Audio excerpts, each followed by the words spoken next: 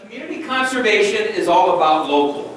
It is working on conservation in our community, in our neighborhoods, and as you're going to find out, in our front yards and in our homes through programs such as the Conservation at Home, and at places of work, there are Conservation at Home programs. You're going to hear about all these initiatives.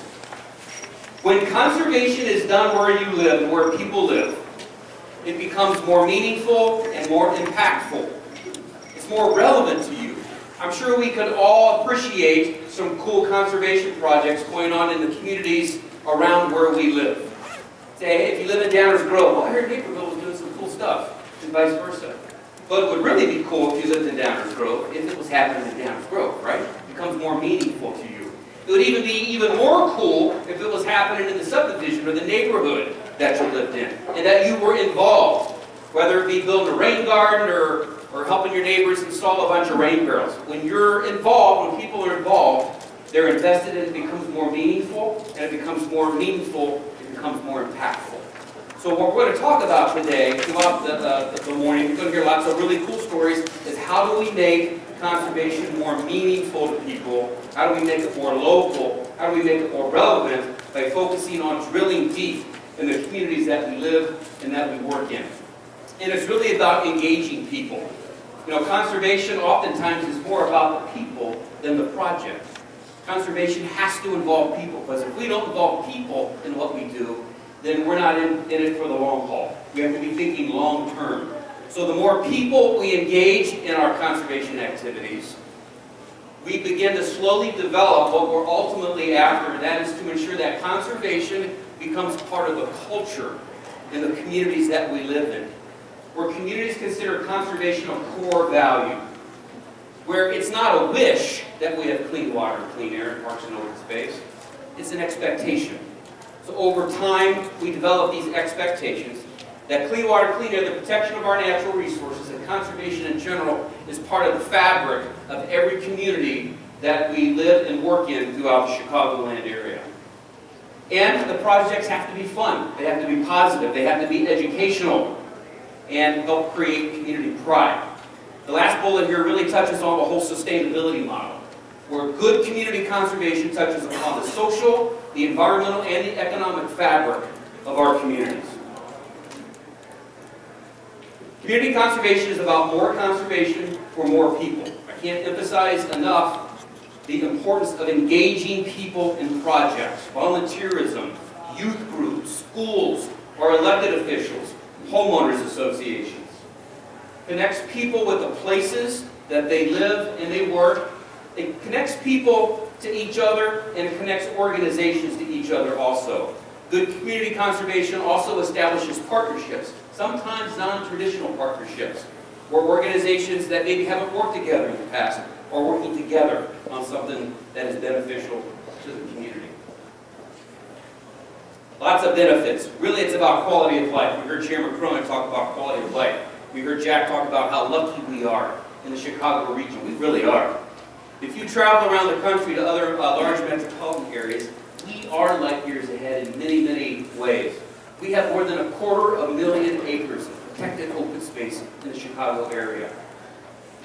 Once you do the math on that, you sort of scratch your head, because when you think of the Chicago area, you don't think of, biodiversity. The whole Chicago wilderness theme. That sounds like an oxymoron. It's not. We have a lot of really cool places here. We're very lucky. We have wonderful forest preserve districts, outstanding park districts.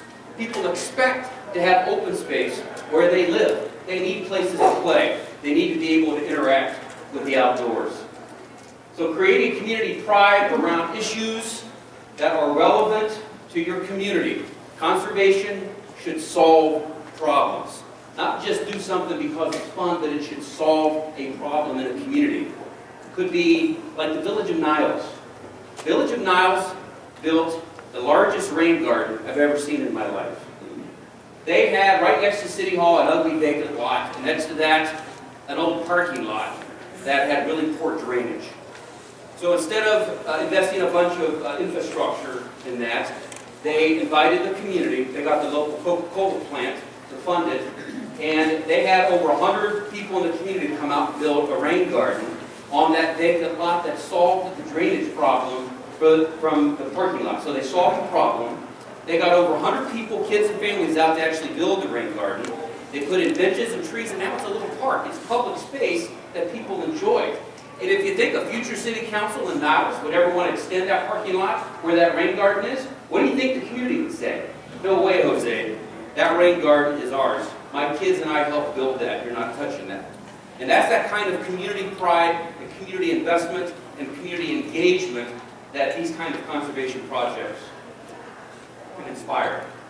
So I'm just going to run through just a couple quick here ideas and examples of community conservation projects. You're going to hear more as the other speakers tell their stories. But for the past 25 years, we've been organizing the DuPage River Sweep.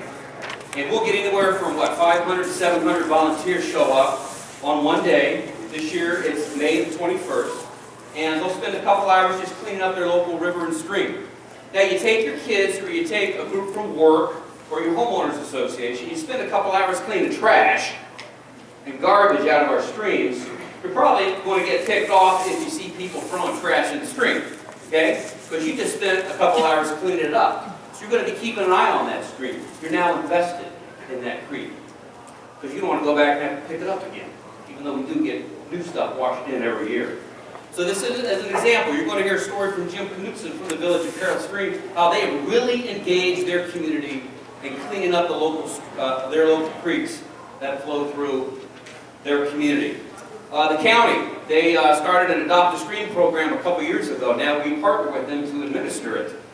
This is, it could be a homeowners association, it could be a business, it could be a family, it could be a Rotary Club, where you actually adopt a stretch of a stream or a creek that flows through your community.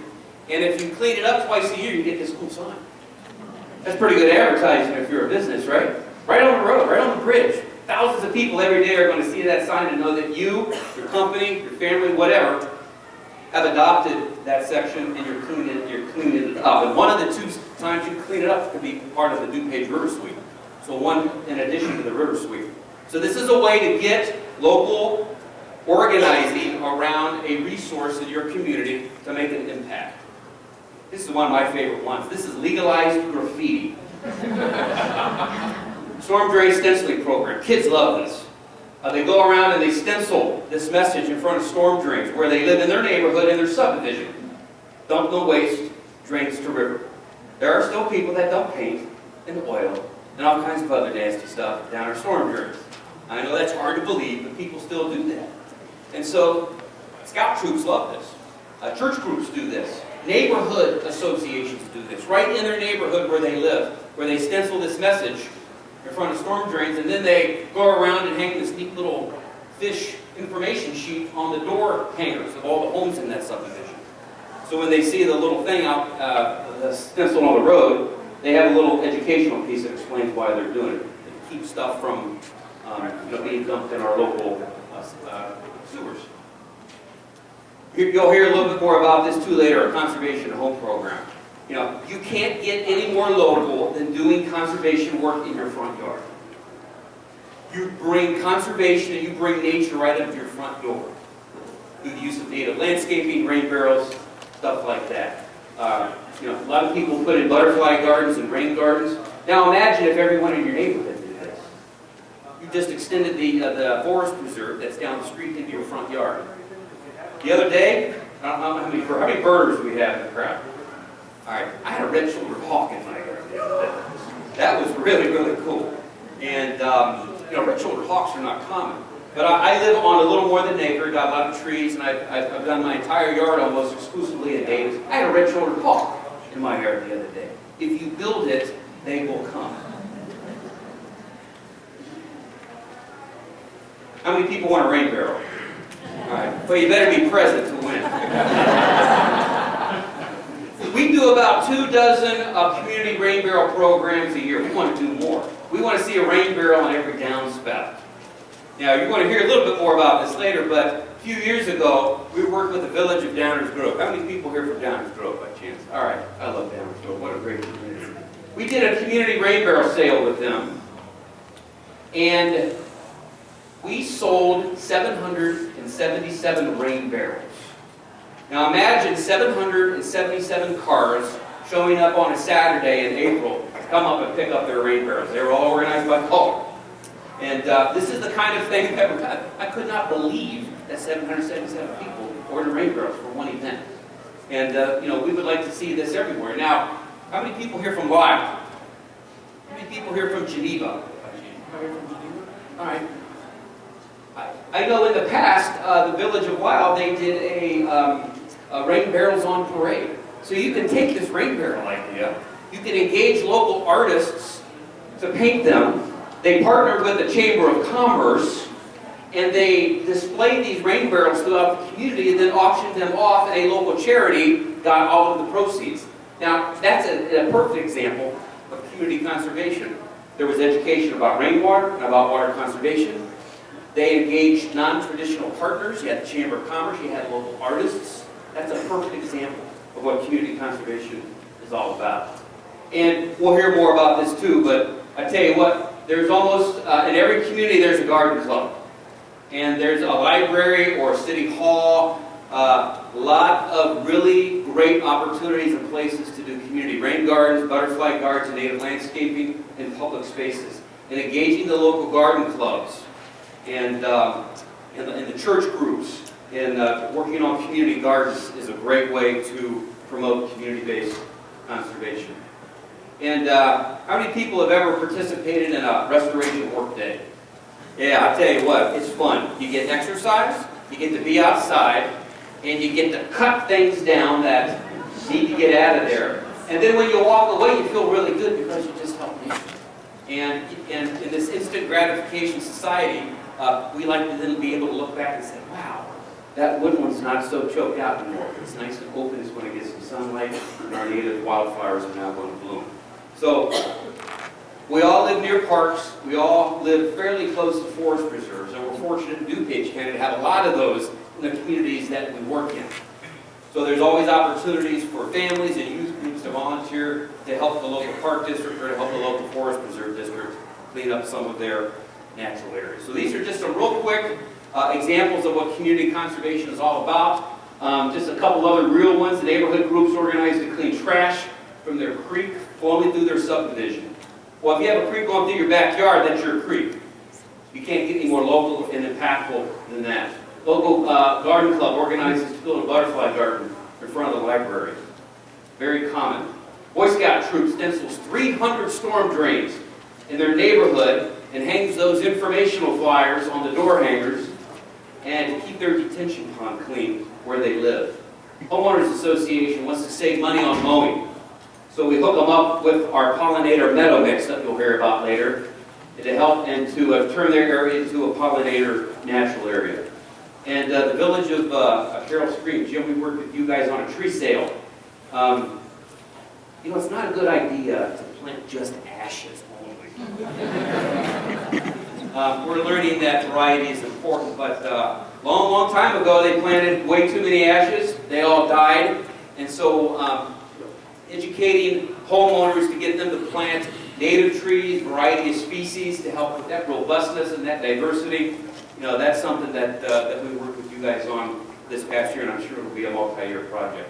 So, if you want to make a positive impact, we hope that you think of ways, as you leave today, think of things you can do back where you live or where you work that can have local impact, where you can impact the community that you live and work in. We're going to give you some ideas. And if you're interested, if you have an idea, if you're interested in working with us or other organizations, you can certainly give us a call. This is Jan Braille. She's going to speak here in a second. And it's not just about doing a bunch of one-offs. It's not about going out and cleaning your creek and patting yourself on the back and never doing it again. If you really want to have impact, if you want to have that long-term impact where you're drilling deep in your community and you're focused on changing the culture and making sure that conservation is a core value, you have to package things together, and you have to be in it for the long run. So we're talking multiple projects, multiple years equals impact. When you can engage people in that impact, it becomes much more meaningful and relevant to their lives. So